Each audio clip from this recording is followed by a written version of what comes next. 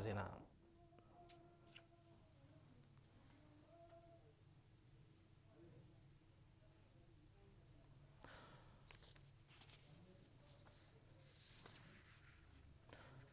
نابزيناتات كنسجر بريزيدنت هاجر إسرائيل شمعون بريزن نقوس شودن كارل غوستافن ناب حزب منغسن إيرترا نيوهانا ملقت سديدهم أتوم مرحتي بمقنيات زنبل ناتنت ناب حزبن منغسن إيرترا أبزل أخو نيوهانا ملقتي نبريزيدنت إسياس أفوركي ملوطعنا نإيرتران حزبان دما سلامن بلتسقنان تمنيهم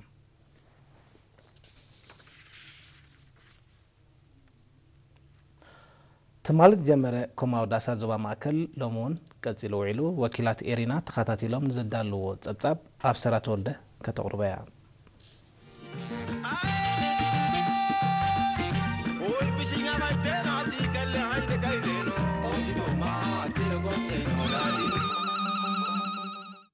حزب إرترا أوشتن وطن باب خبابيو كوماوي داسات بمتكال زصنبلوك انيات ناصنت نحيل مختن حدنتن حزب إرترا زدرع كم زخونه بمخنيات صنبل 23 عامت معلت ناصنت اب استتخله كوماوي داسات استساتفو تقمطو زوبا ماكل غليصوم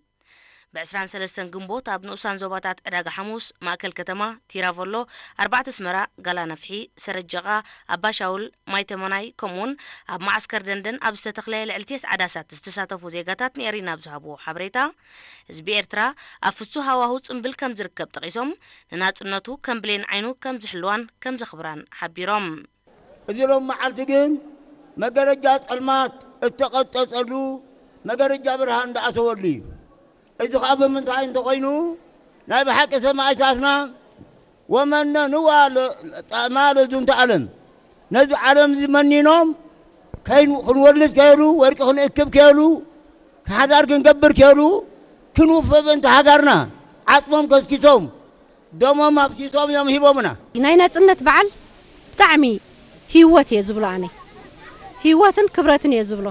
لومون كاب غعزو حرنتنان منقد عبيتنان زعنقفنا كوتو يلن زبلو توم تساتفتي صباح كنبصحون انحلن رهوان بلصقنان عصفان مسرح دلوات مخانوم ارغاغيصوم نحدنتنا زصبا ويلو بمبال دماتهم تساتفتي كوماوي داسات ህፃናትን መንእስያትን ምእንትናጽነት ንዝተኸፍለ ዋጋ ምእንትኽፈልጡን ክግንዘቡን ዝተፈላልየን ፈታት ከም ዘጠቃልል ብምሕባር ኣብ ኮማዊ ዳሳት ዝረአ ጥምረት መለለይ ህዝቢ ኤርትራ ኮይኑ ንወለዶታት ከም ዝቕጽል ጽኑዕ እምነቶም ገሊጾም ዓብይ ኹን ንእሽተይ ኩሉ ደላይ ሰላም ደላይ ናጽነት ኣፍቀረ ሃገሩ ስለዝኾነ ህዝብና ኣነ ብጣዕሚ ካብ ህዝብና ፍጣረይ ካብ ኤርትራውነተይ ይሕበን ማለት نحنا دما نزلنا معلت ناصنت زخنبعل كلنا بحق نت زحلفنا مسجدلن شجرن حزب إرترا نتي كبر عصمن دومن زسوى جيجنا تقادلاين حزب إرترا نمذكر لعل زخونه هيوتنا سريعنا جنزبنا نقلبتنا أوفينا تحابيرنا معلت ناصنت نوعل لنا هذا اللي بخوينه هذا أكل خوينه نزب على زي تداليو هلكها سكو بعل سكو بيسا وعيلو تحققنا أبتي بهزاناتن منسياتن بستدالوي بهلاو مسنادوتات زمعرقه كوماوي داسات أما حدرتياب زسمعو وقال كل مدبات بلعول تساتفو هزبي سلازتسالته اتدومق صنبل مليسو كمز دمقه أبريهم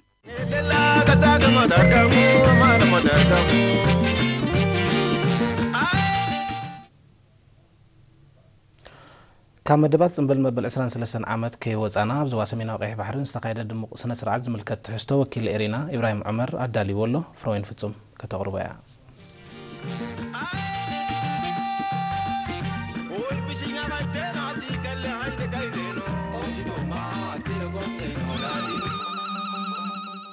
أبزوبا سمينا وقيح بحري صنبل مبل 23 عامت ناتنت نرهو صباح لومن سراح تحت زبل تيما بدرجة زوات مالي 22 جنبوت ابو روايت كتما باطع بخبز بلد مقت تبعيلهم ابتي لالو سب سلطان منغستن جنبارن ازز سراويت عدما تاغايشن باش حز قطر حزبن زترخبلون بوتادراو سلف تمهارون حزبن زمعرغ سنه سرعات اما حداري زوبا سمينا وقيح بحري وزارة صغردا ولد غرغس ابز سمع تقال ناتنتنا كبير واغا بمخفال زترخبتن ዝተዋሕሰትን ምዃና ጠቂሳ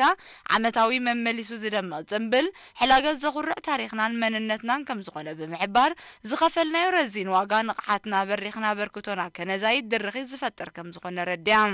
ወይዘሮ ጽገረዳ ስዒባ ህዝብን መንግስትን ንምዕባለን ሰላምን ሃገር ብውህደት ሳላት ጻዕሩ ኤርትራ ብጎደና ራህዋን ብልጽግናን ትምርሽ ከም ዘላ ብምግላጽ ለሙን ከም ትማሊ አበርቲዕና ክንሰርሕን መኸተና ከነሕይልን አዘኻኺራ ዋና ዳይሬክተር ክፍሊ ባህልን ቅርስን ናይቱ ዞባ አቶ ስራጅ ሐጅብ ወገኑ ናይሎም ዘመን ቴማ ጽምብል ናጽነት ህዝቢ ኤርትራ በተጻብኦታትን ውዲታትን ገስጋሱ ከይተገጠ ንዘሰላስሎ ዘሎ መደባትን ጸትን ልምዓትን ብዝልዓለ ናህሪ ክቕጽልን ሕጽረታትና ብውፊ ስራሕ ከነወግድን ዘዘኻኽር ምዃኑ ብምብራ ነቲ ጽምብል ንምምዕራግ ልዑል አበርክቶ ንዝገበሩ አካላት አመስጊኖም እቲ ጽምብል ንትርጉምን ርዝነትን ናጽነት ጸጋታት ዞባ ከምኡውን ታሪኻዊ ምዕራፋት ቃልስን ጽንዓትን ህዝብን ሓይልታት መክልኻልን ብዝገልጽ ባህላዊ መሰናዶታት ማዕሪጉ መንባሩ ወኪል ኤሪና ካብቲ ቦታ ሓቢሮም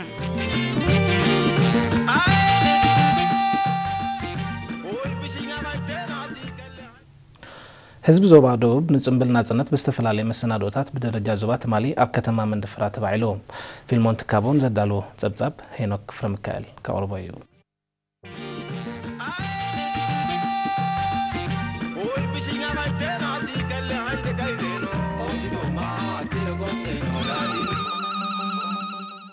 ጽንብል መበል 23 ዓመት ናጽነት ኣብ ዞባ ደቡብ ትማሊ 22 ጉንበት በደረጃ ዞባ ኣብ ከተማ መንደፈራ ብዝተኻየደ ስነ ስርዓት ብልዑል ማዕረግ ተባዒሎም አምሐዳሪት ዞባ አቶ ኤፍሬም ገብረ ክርስቶስ ኣብ ዘስምዖ ቃል ኣብ ውሽጢ ዘን ናይ ናጽነት ዓመታት ኣብቲ ዞባ ኣብ ምህናጽ ትሕተ ቅርጺ ሕርሻን ካልእ መደባት ልምዓትን ብዝተኻየደ ሓያል ስራሓት ድልዱል ሰረት ንዝበርኽ ምዕባለ ተነጺፉ ከም ዘለዎ አብሪሆም عبيت حرنتن محبراو فتحن بواغا ناصنت كم زلكع زتقساتو ኤፍሬም ነዚ ከውን ምግባር ኩሉ ዜጋ ኣብዝውጦኑ መደባት ልምዓት እጃሙ በመብርካት ሕድሪ ሰማታቱ ብውፊ ስራሕ ከተግብር አዘኻኺሮም አቦ መንበር ሽማግለ በዓላት ዞባ ደቡብ አቶ አብርሃም ዮሐንስ ቦገኑ ህዝቢት ዞባ ነዛ ዓዝዝቲ ዕለተ ክብረት ብድምቀት ንምብዓል ልዑል ምሽብሻባት ከካይድ ከም ዝጸንሐ እዚ ድማ መርአያ ናይትን ናጽነቱ ዘለዎ ክብሪ ምዃኑ በመጥቃስ ዝተኻየደ ስፖርታዊ ንጥፈታት ነቲ በዓል ማዕርግ ከም ዝወስኾ ገሊጹም أصيب واتو أبراهام بدرجة من محدرات كبابن عدنون كماو داسات بمتكال بالعل ونن هزبا وسوتافين يتنبل كم زلو بمبراه نزي كبر بعل نمعراق العل ترى نستساوتو تكالات منقستن جنبارن كمون سنة باباوين أمسكينوم أبتي منيسترات العلوت عزت سراويت كمون كالوت سبسلطان منقستن جنبارن وكل تهزبن استرخبلو تنبل بمريت باند مرشا زوبان زمناوين ياتاون درفتات كم زغربة وكيليرينا حبيروم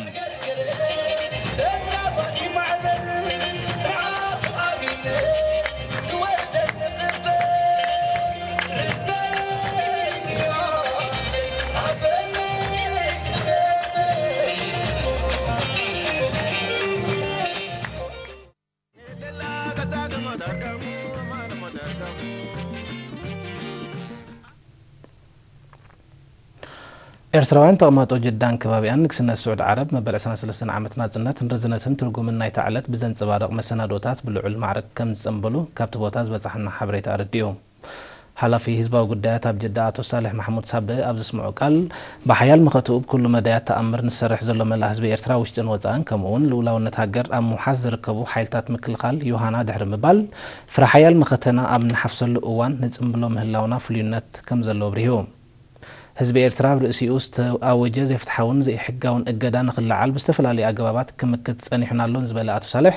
ነተራ ኤርትራ ኣብ ዞባናን ኣህጉርናን ከምኡውን ንሓያል ዲፕሎማስያውን ፖለቲካውን ምንቅስቓሳትን ተረኺቡ ዘሎ ዝተባብዕ ውፅኢትን ኣመልኪቱ ሰፊሕ መግለፂ ኣቕሪቡ እቲ ጽምብል ሱዳናውያን ድምፃውያንን ኣባላት ጉጅለ ባህሊ ሕድርን ብዘቕረብዎ ዝተፈላለየ ጣዕሚ ዜማታት ክደምቕ እንከሎ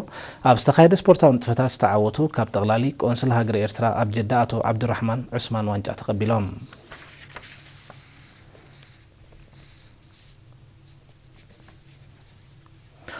ማሕበረኮማት ኤርትራውያን ነበርቲ ኮሎምቦስን ከባቢያን ሕብራት መንግስታት ኣሜሪካ ከምኡውን ሃሚልተንን ከባቢያን ካናዳ መበል 23 ዓመት በዓል ናጽነት ብልዑል ሃገራዊ ወኒ ከም ዝጸንበሉ ከካቦቱ ዝበጽሐና ሓበሬታ ኣመልኪቱ ኣብቲ ብርክት ዝበሉ ዜጋታት ዝተረኽብሉ ኣብ ኮሎምቦስ ኦሃዮ ዝተኻየደ ጽምብል ዝቐረበ መልእኽቲ ኤምባሲ ኤርትራ ብኣሜሪካ ናጽነት ንምምጻእን ምውሓስን ዝተኸፍለ ረዚን ዋጋ ብምብራህ ንተሳትፎ ናይቶም ማሕበረኮማት ድሕሪ ምጓስ ኣባላት መንእስያት ህግደፍ ሙዚቃዊ መሰናዶታት ኣቕሪቦም ተመሳሳሊ ማሕበረኮም ኤርትራውያን ነበርቲ ሃሚልተንን ከባቢያን ካናዳ በዓል ናጽነት ብድምቀት ከም ጸንበሉ ካብቲ ቦታ ዝበፅሐና ሓበሬታ ኣመልኪቱ ተሳተፍቲ ብህዝብን መንግስትን ኤርትራን ዝሰላሰል ዘሎ ናይ መኸተን ልምዓትን መደባት ብምጓስ አንጻር ሃገሮም ዝካየድ ኩለንተናዊ ተጻቦታት ምፍሻል ከምኡውን ናብ ጎኒ ህዝቦምን መንግስቶምን ተሰሊፎም ካብኦም ዝሕተት ከማልኡ ቅርብነቶም ኣረጋጊጾም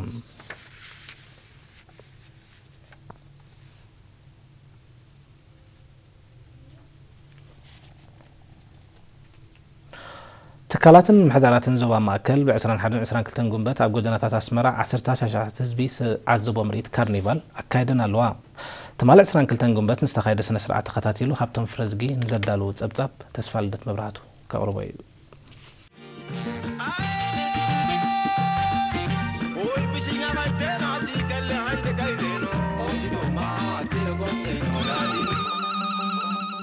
ካልኣይ ክፋል ምርኢት ካርኒቫል ትካላትን ምምሕዳራትን ዞባ ማእከል ትማል 22 ግንቦት ኣብ ሰዓታት ምሸት ኣብ ጎናታት ሰማዕታትን ሓርነትን ተኻይዶም ኣብቲ 24 ትካላትን 6 ንኡሳን ዞባታትን ዝተሳተፉን ዋና ካየዲ ስራሕ ምምሕዳር ዞባ ማእከል ኣቶ ዘርኢት ተወልደ ብርሃን ዘበገሶን ምርኢት ካብ ህፃናት ክሳብ ናይ ዕድመ ሰብ ጸጋ ዘሳተፈ ምህዛውን ስነ ጥበባውን መሰናዶታት ክቐርብን ከሎ ብዓሰርታት ኣሽሓት ዝቑጸር ህዝቢ ድማ ተዓዚብዎም ካብ ተሳተፍቲ ኣቶ ተወልደ ማሞን ኤሪና ብዛሃቦ ሓበሬታ ዘቕረብዎ ምርኢት ሓያል ጻዕርን ተበላሕትነትን ዝሓለፎን ውዕውዕ ስምዒት ዝተራእየሉን ምንባሩ ብምግላጽ መመሊሱ ዝኹላዕ ሓድነት ስኒትን ምክብባርን ህዝቢ ኤርትራ ነቲ ምርኢት ዝያዳ ከም ዝማዕረጎ ገሊጾም ተፈቕርና ተሓድነትና እዚ ፍልይ ዝበለ ይገብሮ ማለት እዩ ህዝብና ሓደ ነገር ዘይብሉ ከምዚልካ ናጻ ኾንካ ክትከይድ እዚ ትፍልይነት ይብሎ አቶ ጸጋይ ገብረ መድህንን ወይዘሮ ሓሊማ ሐመድን ብጊድኦም ምርኢት ካርኒቫል ንጉዕዞ ምምጻእን ሙሓስና ጽነት ዘንጸባርቕን ታሪኽ ዘሰጋገርን ከም ዝኾነ ብምንጻር ብኸቢድ ዋጋ ንዝተረኽበት ናጽነት ብውዕውዕ ኣገባብ ምጽምባል ንህልዋት ሓበን ንሰማዕታት ድማ ነባር ሓወልቲ ከም ዝኾነ ኣረዲኦም ከቢድ ስራሕ ዝተኻየዶ ናይ ናጽነት መንገዲ ዓመት ምጽምባሉ ኩሉ ግዜ ናብ ታሪኽ ካብ ታሪኽ ናብ ታሪኽ ንኽሰግር ተዋዲዱ ዘሎ ታሽሚዩ እንዳ ማዕበለ እንዳ ጸብቂ ጽቡቕ ይኸይደሎ ካርኒቫልና ንተምሃሮ ቤት ትምህርቲ አልማሓድ ብባንድ ምረሻ አሰልጢኑ ምርኢት ካርኒቫል ዘቕረበ መምህር ሰላሐዲን ኢብራሂምን ወይዘሮ ደሃብ አባይን ብወገኖም ምርኢት ካርኒቫል ዓመት መጸ ብትሕዝቱን አቀራርቡን ሩኡይ ምዕባለ የመዝግብ ከም ዘሎ አብሪሆም እዚ ዓመት ዝግበር ዘሎ ካርኒቫል ካብ ዓመት ናብ ዓመት ዝያዳ ናጎልሐ ናጽበቀ ይኸይድ ኣሎ ብዙሕ ምዕባለታት ውን ይረአ ኣሎ በል 23 ዓመትካ ብዝደመቀ ብዝሓየለ ነብዕሎ ኣለና ማለት ንኹሉ ህዝቢ ኤርትራ ተሓጎስ ብርሃንና ተኸልዕ እዩ ደግም ፀበበ ሓሊፍ ኢና ንብል ወይዘሮ ራዲያ መሐመድን ህፃን ሲፎራ ደምሳስን ድማ ናይቲ ዕለት ምርኢት ካርኒቫል ፍሉይ ባህታ ዝፈጥር ኮይኑ ከም ዝረኸብዎ ብምሕባር ኣብኡ ምስታፈን ሓበን ከም ዝስምዐን ገሊፀን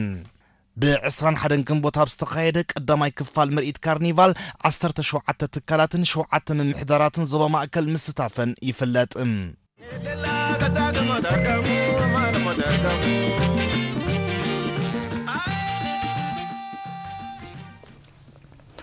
زخوركم تخطلتين لو مسدالو زينا مسنادونا اب استزازيملو سلامكتالكم نمسجن روحسكن ياتنا صنات